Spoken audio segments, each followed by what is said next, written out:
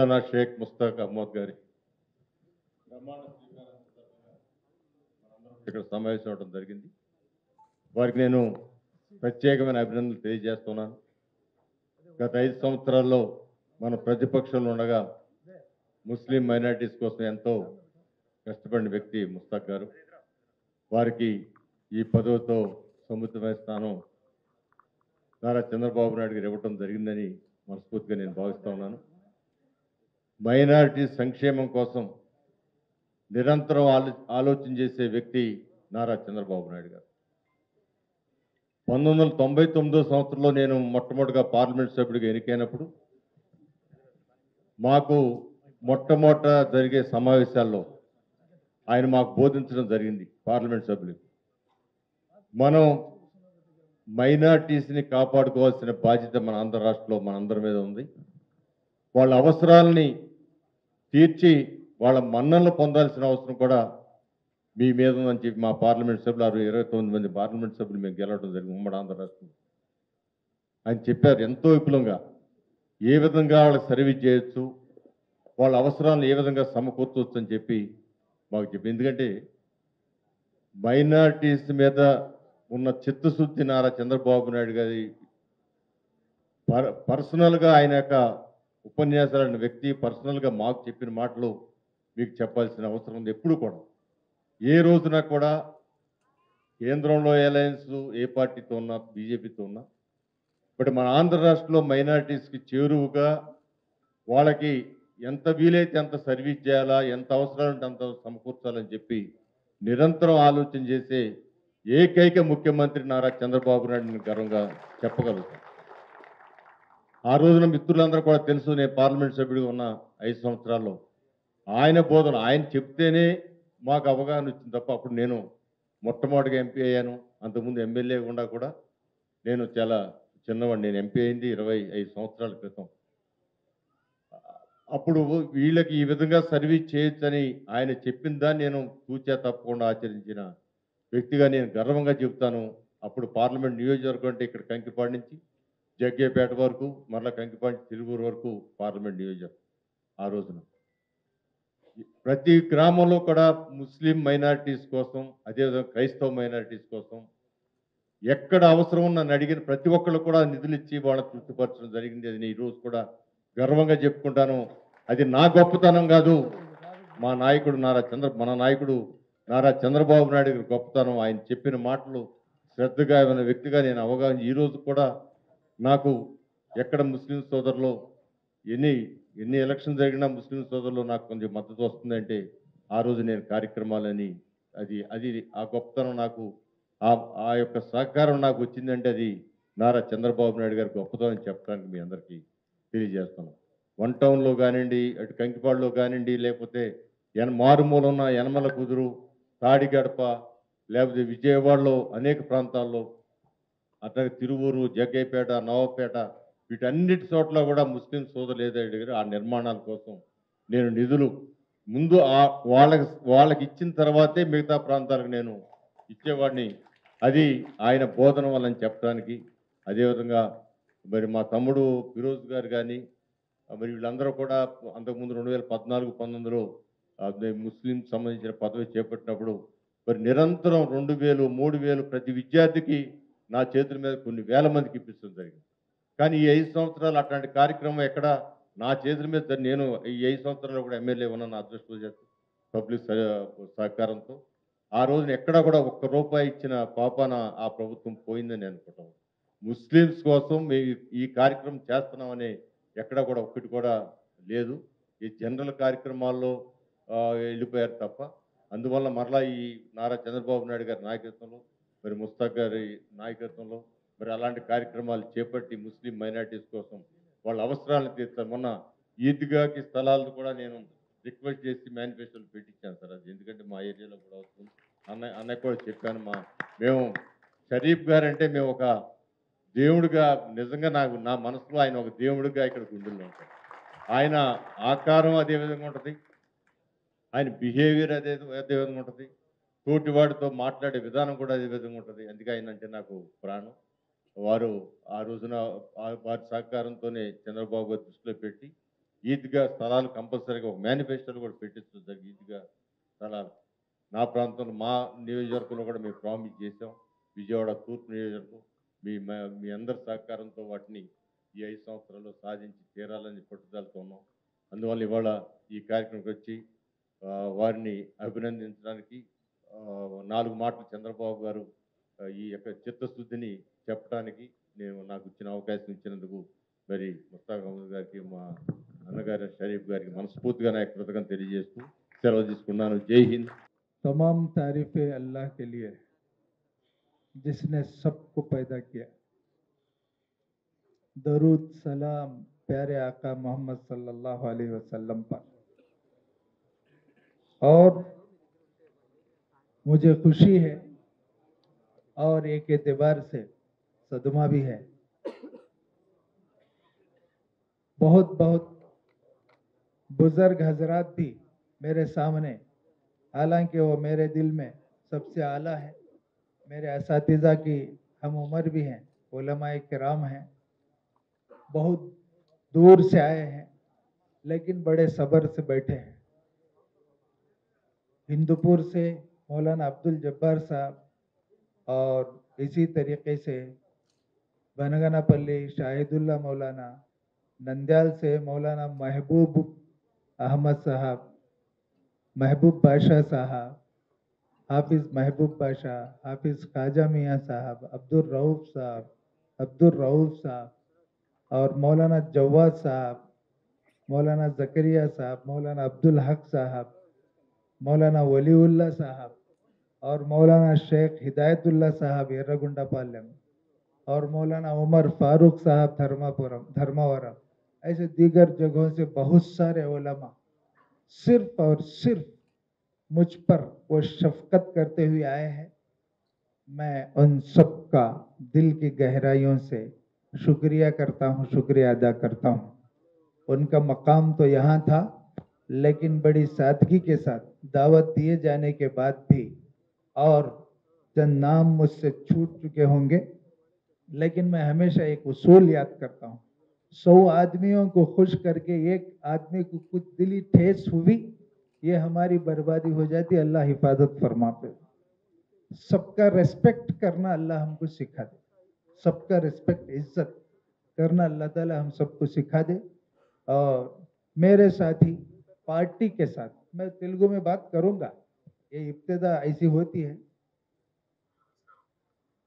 ఈ రోజు ఈ స్థాయికి నేను ఇక్కడ మీ ఆధ్వర్యంలో, అందరి ఆధ్వర్యంలో, మీ సమక్షంలో కాదు, అందరి ఆధ్వర్యంలో నిలబడినానంటే మొట్టమొదటి అల్లాహ్ తబారక్ వ తఆలా ఆశీర్వాదాలు, నా తల్లిదండ్రుల దీవెనలు, దువా. తండ్రి గారు లేరు,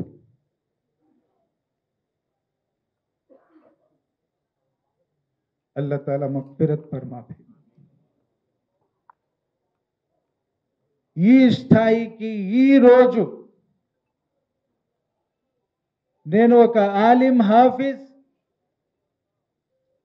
గుర్తించి ప్రతిపక్షంలో తెలుగుదేశం పార్టీ జాతీయ అధ్యక్షులు నారా చంద్రబాబు గారు, ప్రియతమ ముఖ్యమంత్రి వర్యులు నారా చంద్రబాబు గారు, ఆ రోజుల్లో అరాచక పాలన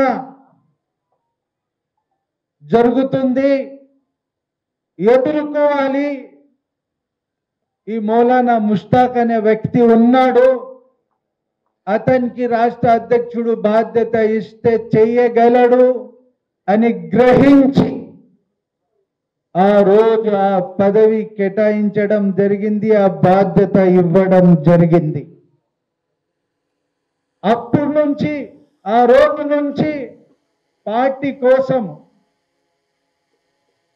నాకు పార్టీ ఏ ఆదేశాలు ఇచ్చినా కూడా అటు నైట్ కానీ డే కానీ చిత్తశుద్ధితో పని దేవుని దయ వలన చేయడం జరిగింది.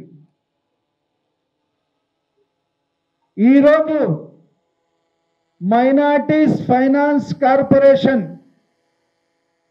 నాకు కాదు వచ్చింది, మీ అందరికీ వచ్చింది. ఇది గుర్తు పెట్టుకోవాలి. నాకు ఒక్కరికి కాదు, మీ అందరికీ ఇచ్చినారు.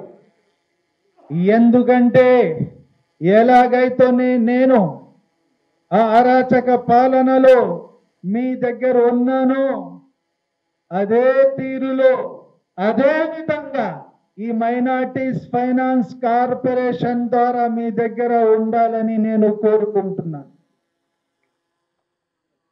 ఈ మైనార్టీస్ ఫైనాన్స్ కార్పొరేషన్ నాకు నేను ధన్యవాదాలు, కృతజ్ఞతలు తెలుపుకుంటాను. నాకు ఈ కేటాయించారంటే మాత్రం ఇద్దరు వ్యక్తులు, నారా చంద్రబాబు గారు ప్రియతమ ముఖ్యమంత్రి రాష్ట్ర ఆంధ్రప్రదేశ్ స్టేట్ యువ నాయకులు నారా లోకేష్ బాబు గారు, మంత్రివర్యులు విద్యాశాఖ అండ్ ఐటీ.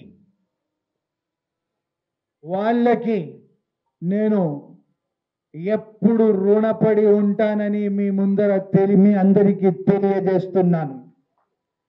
ఏ ఆదేశాలు ఇస్తే మన ముఖ్యమంత్రి గారు అదే విధంగా తనయుడు ఆ ఆదేశాలకు నేను నా సమాజం కోసం ఎల్లప్పుడూ చేయడానికి నేను సిద్ధంగా ఉన్నానని తెలియజేస్తున్నాను. ముఖ్యంగా నా లైఫ్ పేద కుటుంబాలకి అంకితం చేశాను, ఇది కూడా నేను తెలియజేస్తున్నాను. ఎప్పుడు ఇదే మాట నేను అంటూ ఉంటాను నా మిత్రులతో. మీరు ఇన్ కేస్ అర్హులు ఉన్నారు అయితే తప్పకుండా ప్రయారిటీగా మీకే నేను సేవ చేస్తాను. ఇన్ కేస్ మీరు అర్హులు లేదంటే మీ మీద కూడా బాధ్యత ఉంటుంది. ఎవరైతే సమాజంలో అర్హులు ఉన్నారో వాళ్ళకి నా దగ్గర తీసుకురండి, లేకుంటే నన్నే వాళ్ళ దగ్గరికి తీసుకువెళ్ళండి అని నేను ఎప్పుడు చెప్తూనే ఉంటా.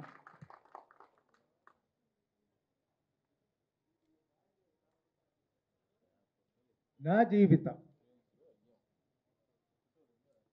ఎన్నో అడ్డంకాలు, కానీ अल्लाह तबारक व ताला की मैं तारीफ करता हूं. कई तकलीफ, ఎన్నో కష్టాలు, ఇబ్బందులు, చివరికి నేను ఎక్కడి నుంచి వెదిగాను మదరసా. కంప్లీట్లీ నేను పార్టీ కోసం పని చేస్తున్నాను. నేను ఒక మదరసా విద్యార్థిగా చదువుకున్నాను. నా తరపున ఒక విభాగం మదరసది ఉండాలని విరాళాలు తీసుకోకుండా ఒక మదరస నడిపిస్తుంటే కొందరు కుట్రదారులు ఆ మదరసని కూడా అడ్డుపడి పిల్లల్ని గల్లీకి విసిరేశారంటే వాళ్ళ జీవితాలు కూడా అలాగే పాడైపోతాయి అని కూడా నేను తెలియజేస్తున్నాను. నాకు బాధగా ఉంది. ఒక మదరస, పవిత్రమైన ఖురాన్ చదివించే మదరస, నేను పార్టీ కొరకు ఆర్నిషాలు కష్టపడుతున్నానని, తగ్గించాలని, ఎక్కడ మైనార్టీల మీద దాడులు జరిగితే అక్కడ వెళ్ళిపోతున్నానని, కమిట్మెంట్గా పని చేస్తున్నానని కుట్రదారులు I know that people, मैं उन सारे लोगों को जानता हूं. ఆ వ్యక్తులకి నేను తెలుసుకున్నాను ఎవరైతే కుట్ర చేశారో. ఇప్పుడు కూడా కనీసం మానుకోవాలి మీరు, లేకుంటే దేవుడు మిమ్మల్ని సహించడు. నేను కాదు, దేవుడు సహించడు. చాలా బాధగా ఉంటది. మంచి పనులు చేయండి, మంచి పనుల కోసం సహకరించండి. చేత కాకుంటే తోక ముడుచుకొని ఇంట్లో పడుకోండి. సమాజంలో మీరు చేసే పని ఒక గుర్తింపుగా వెలుగాలి. నారా చంద్రబాబు గారు పేదరికం లేని సమాజం తయారు కావాలి అని అహర్నిశలు కృషి చేస్తున్నారు. మేము కూడా ఆ పెద్దయిన బాటలో అడుగు జాడల్లో నడిచే అవసరం ఎంతైనా ఉంది అని మిమ్మల్ని తెలియజేస్తుంది. అదేవిధంగా తండ్రికి తగ్గ తనయుడు లోకేష్ బాబు గారు 3 days బిఫోర్ నేను కలవడానికి వెళ్ళాను. ఎంతో ప్రేమతో ఒక పెద్ద బొకే తీసుకున్నాను, ఒక శాల్వా తీసుకున్నాను. అక్కడ పోతే సెక్యూరిటీ గార్డు రిజెక్ట్ చేశారు. లేదు సార్ అరుస్తారు, వద్దన్నా. నాకు చాలా బాధగా అనిపించింది. ఏం రా ఒక పెద్ద బొకే, పదవి తర్వాత సార్ సీఎంఓలో ఒకసారి కలిశారు, కానీ మనకు స్ఫూర్తిగా నిలిచిన నాయకుడు, యువ నాయకులు, యువగళంతో ప్రజల్ని ఆకట్టుకున్న నాయకులు ఆయనతో కలవడానికి బొకే కూడా రిజెక్ట్ చేస్తున్నారు. ఏమరా ఇది అని అనుకున్నాను. లోపల వెళ్ళాక పిఏ గారు చెప్పారు, లేదు మౌలానా గారు ఇన్స్ట్రక్ట్ చేశారు లోకేష్ గారు, ఎవరు బొకే శాలువా తీసుకురావద్దు. ఎందుకు రసామి అనుకున్నా. అక్కడ తెలిసింది ఏమంటే ఈ బొకేలో ఈ శాల్వాలో ఏముంది, డబ్బు వృధా అయిపోతుంది. ఇన్ కేస్ మీరు ఇవ్వాలనుకుంటే ఒక పెన్ కానీ, పెన్సిల్ కానీ, ఒక నోట్బుక్ కానీ ప్రేమతో ఇవ్వాలంటే నన్ను ఇవ్వండి. నేను ఆ పెన్, పెన్సిల్, నోట్బుక్స్ పేద విద్యార్థులకి ఇచ్చేస్తానని ఆ ఒక ఘనత నారా లోకేష్ బాబు గారిది. ఆ ఆలోచన పెన్, పెన్సిల్, నోట్బుక్ ఒక పేద విద్యార్థికి ఉపయోగపడతాయి. ఈ శాల్వాలు ఒకే ఆనందించడానికి బాగుంటది, ఒక క్షణంలో కూలిపోతాయి, అది పారేస్తాము. కానీ ఆ నోట్బుక్, ఆ పెన్, ఆ పెన్సిల్, అప్పుడు నాకు అర్థమైంది. ఆ యువ నాయకులు అడుగు జాడల్లో నడుస్తూ నేను కూడా ఈ రోజు నుంచి మిమ్మల్ని రిక్వెస్ట్ చేసేది ఏమంటే, నా దగ్గరికి వచ్చే వాళ్ళు అందరూ శాల్వాలు, బొకేలు వద్దు. ఇవ్వాలనుకుంటే ఒక పెన్సిల్, ఒక పెన్, ఒక నోట్బుక్ ఇవ్వండి. అది నేను స్వయంగా డైరెక్ట్ పేద పిల్లలకి నేను ఇవ్వను. ఎవరైతే నిదర్శనంగా నిలిచారో నారా లోకేష్ బాబు గారికి అప్పగిస్తాను. ఎందుకంటే బిగిన్ చేసి స్టార్ట్ అయింది అక్కడి నుంచి ఒక మంచితనం. ప్రతి ఒక్కరు దీనికి సహకరించాలని కూడా మిమ్మల్ని ఈ సందర్భంగా తెలియజేస్తున్నాను. మా ముఖ్యమంత్రి వర్యులు చెప్పడం కూడా జరిగింది, నేను విన్నాను. నేను కూడా ఆ మీటింగ్లో ఉన్నాను. ఆ సమయంలో हमारे फताउल्ला साहब, हमारे फिरोज साहब, हमारे अमीर बाबू साहब भी बड़ी कुर्बानी, और रफ़ी साहब तो हमारे बड़े हर दिल अजीज़ हैं सबके, और आपके आशा साहब बहुत दूर से आए हैं। बेहतर है मैं सबका नाम लिया तो अच्छा रहेगा, शायद किसी का चूक जाए। तो हमारे वहीद साहब की भी अलल खुसूस मेरे साथ में बड़ी हमदर्दियाँ हैं। इन्होंने बहुत सारे जगहों पर मेरी रहबरी भी की, ताउन किया, या बहुत सारे वो मुंतखब हमारे भाई हैं। और इसी तरीके से मुकर्रम साहब हैं, आप भी हैं, साहिबा हैं, बहुत सारे लोग हैं, पार्लियामेंट अध्यक्ष आपका नाम हमारे परवीन बानो मैडम भी हैं, शबाना मैडम भी है, शकीला हैं। ये औरतें बहुत नाराज हो जाती हैं, हमको कोई पूछते नहीं। और इसी तरीके से अलल खुसूस हमारे तेलुगु बोलने वाले भाई भी, कभी आप ये मत समझे कि डयास पर बैठने वाले ही सबसे बड़े, हमको काम लिया जाता, इग्नोर किया जाता। जिसका मकाम दिल में है वही इंशाअल्लाह दुआओं का भी हकदार है, इस चीज को याद रखें। जैसे अल्ताफ है, सुबहान है, हमारे मन्नूर अकबर साहब है, बहुत सारे लोग हैं। और इसके बावजूद मैंने किसी का नाम छोड़ दिया तो मुझे भी माफ करते हुए छोड़ दीजिए, आपका बहुत बड़ा दिल है।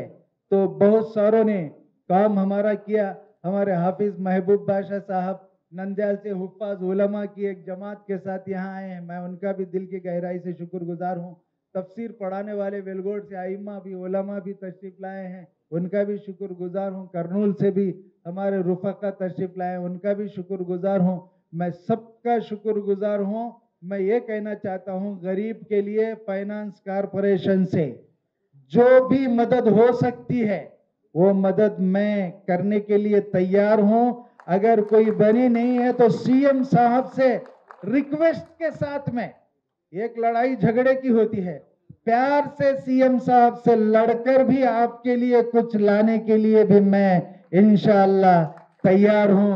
जो भी मुस्तहिक है उनको मैं दिलाने के लिए हर वक्त तैयार हूं। మరిన్ని వీడియోస్ కోసం ఛానల్ ని సబ్స్క్రైబ్ చేయండి. లేటెస్ట్ అప్డేట్స్ కోసం వాట్సాప్ ఛానల్ ని ఫాలో అవ్వండి. ఆ లింక్ డిస్క్రిప్షన్ లో ఉంది.